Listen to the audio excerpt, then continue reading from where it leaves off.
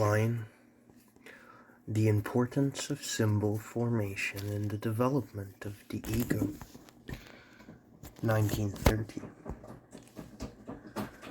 My argument in this paper is based on the assumption that there is an early stage of mental development at which sadism becomes active at all the various sources of libidinal pleasure.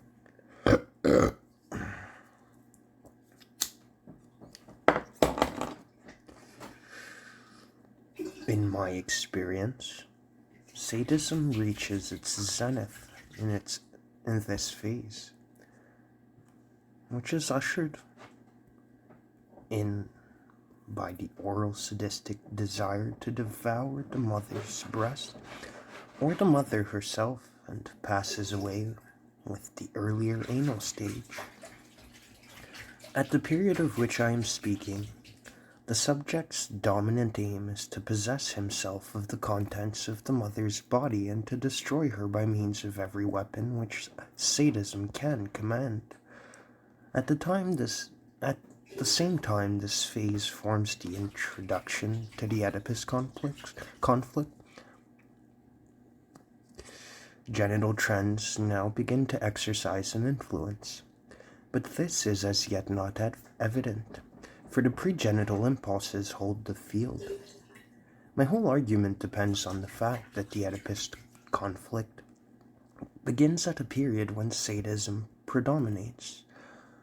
The child expects to find within the mother A, the father's penis, B, excrement, and C, children, and these things equates with edible substances.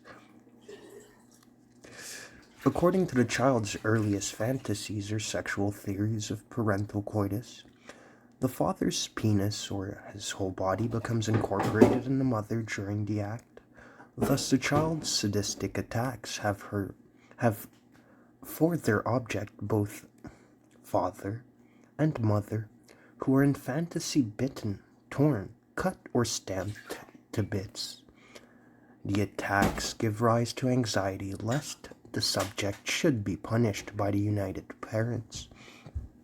And this anxiety also becomes internalized in consequence of the oral sadistic introjection of the objects, and it's thus already directed towards the early superego.